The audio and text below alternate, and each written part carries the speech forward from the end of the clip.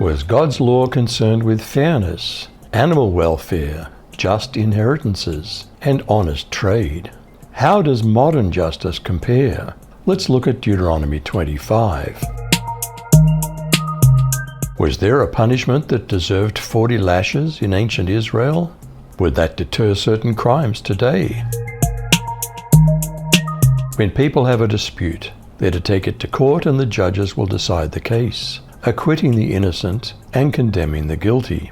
If the guilty person deserves to be beaten, the judge shall make them lie down and have them flogged in his presence with the number of lashes the crime deserves. But the judge must not impose more than 40 lashes. If the guilty party is flogged more than that, your fellow Israelite will be degraded in your eyes. Does God care even for animals that are used for farm work? You shall not muzzle an ox while it treads out the grain. Did Paul apply this principle to providing for those who preach the gospel? Or does he say it altogether for our sakes? For our sakes, no doubt this is written, that he who ploughs should plough in hope, and he who threshes in hope should be partaker of his hope. What was important about a family having heirs to the land? Did a wife share in her husband's inheritance? Did the oldest son have a double inheritance to pay for care of elderly widows and spinsters? If two brothers are living together on the same property, and one of them dies without a son, his widow may not be married to anyone from outside the family. Instead, her husband's brother should marry her and have intercourse with her to fulfill the duties of a brother-in-law. The first son she bears to him will be considered the son of the dead brother, so that his name will not be forgotten in Israel. What if a man refuses to sire an heir for his deceased brother? If the man doesn't want to take his brother's wife, then his brother's wife shall go up to the gate to the elders and say, "My husband's brother refuses to raise up to his brother a name in Israel. He will not perform the duty of a husband's brother to me." Then the elders of his city shall call him and speak to him. If he stands and says, "I don't want to take her," then his brother's wife shall come to him in the presence of the elders, and loose his sandal from off his foot, and spit in his face. She shall answer and say, "So shall it be done to the man who does not build up his brother's house. His name shall be called in Israel, the house of him who had his sandal removed." What if a woman wanted to fight dirty by grabbing a man's private parts?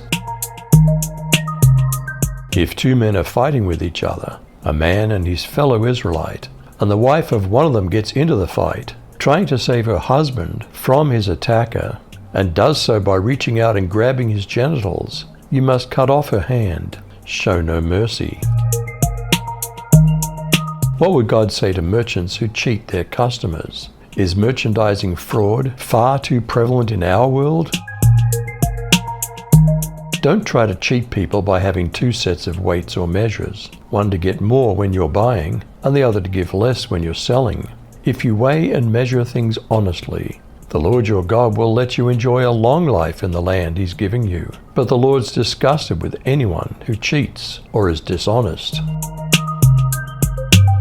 What was Israel to do with the nation of Amalek once they settled the land? Remember what Amalek did to you on the way as you came out of Egypt, how he attacked you on the way when you were faint and weary, and cut off your tail, those who were lagging behind you, and he didn't fear God. Therefore, when the Lord your God has given you rest from all your enemies around you, in the land that the Lord your God is giving you for an inheritance to possess, you shall blot out the memory of Amalek from under heaven. You shall not forget. How are Christians to act differently in regard to their enemies?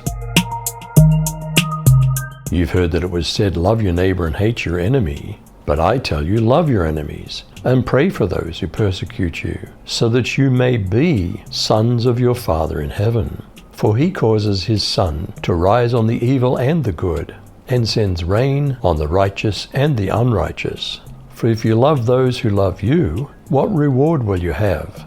Don't even the tax collectors do the same? And if you greet only your brothers, what are you doing out of the ordinary? Don't even the Gentiles do the same? Be perfect or complete, therefore, as your Father is perfect. Was God's law concerned with fairness, animal welfare, just inheritances, and honest trade? How does modern justice compare? You decide.